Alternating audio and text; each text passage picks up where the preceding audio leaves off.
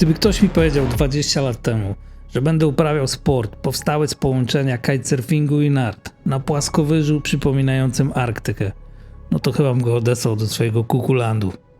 A jednak dokładnie to chcę wam dzisiaj w tym filmie pokazać. Zapraszam.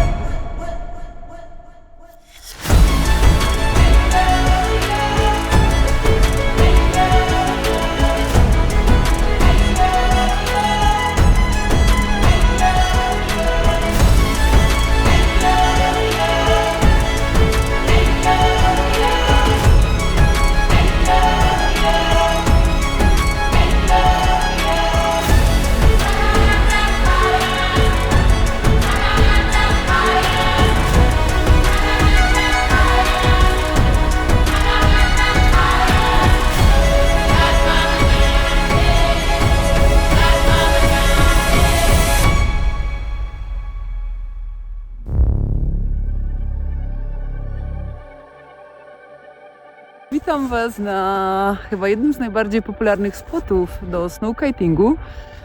Jesteśmy na środku płaskowyżu, który się nazywa Hardangervidda. To jest spocik Dyranut i on ma właściwości magnetyczne, bo przyciąga ludzi zwariowanych na punkcie śniegów, wiatru i ogólnie okrutnych warunków. No dzisiaj niestety tych okrutnych warunków nie mamy, więc zaraz chyba kończymy, idziemy na kawę, bo nic tam po nas. Co ciekawe, nauka na snowkite jest dużo łatwiejsza niż na wodzie, więc narciarze statystycznie już pierwszego dnia jeżdżą pierwsze halsy lewo-prawo. Snowboardzistom zależy, no zazwyczaj też, ale no drugiego dnia już nie ma takiej osoby, która by nie pojechała lewo-prawo od zera. W jeden dzień jakby ogarnąć do takiego poziomu jeżdżącego, 2 dni, no to żeby już jechać też w dół i w górę, no ale faktycznie trzeba spędzić trochę więcej czasu, żeby mieć wypróbowane różne warunki wiatrowe, bo inaczej się trochę jakby korzysta z wiatru, jak jest 12 węzłów, a inaczej jak jest 25. Nie? Tu jest ta różnica. A my najczęściej tu przyjeżdżamy na marzec, bo te statystyki wiatrowe są najlepsze. Poza tym dzień nie jest odpowiednio długi, więc no wiatr potrafi zaskoczyć, no jak w kitesurfingu, zarówno na plus, jak i minus. Czasami w prognozie nie ma nic, a tu się takie efekty wiatrowe wydarzą, że nagle jest świetne jeżdżonko. I w drugą stronę, czasami jest Armagedon, a okazuje się, że można, znaczy Armagedon w prognozie, a można pojeździć na fajnych warunkach. Ale też ciekawostek, że tutaj cała ekipa, która zajmuje się tą drogą, jest też bardzo mocno przygotowana, bo to jest krajowa droga pomiędzy Bergen a Oslo i nie mogą sobie pozwolić na jakiekolwiek zatory. Więc jak tylko cokolwiek się dzieje, to praktycznie w ciągu kilku minut przyjeżdża ekipa, pługi, wyciągają wszystkich i robią drożność tej drogi. No poza tym utrzymanie tej drogi na przykład kosztuje 10 milionów euro w sezonie. Więc gdzieś te koszty idą, no jest to dosyć ważna droga dla Norwegów i korzystamy z tego, że jest to dosyć mocno zabezpieczone. Pomimo tak dużych nakładów, czasem z pogodą po prostu nie da się wygrać, a tu ona potrafi być naprawdę bezlitosna. No bo bywa tak, że droga jest zamknięta przez kilka dni i każdy, kto nie zdążył się wydostać, staje się jej zakładnikiem.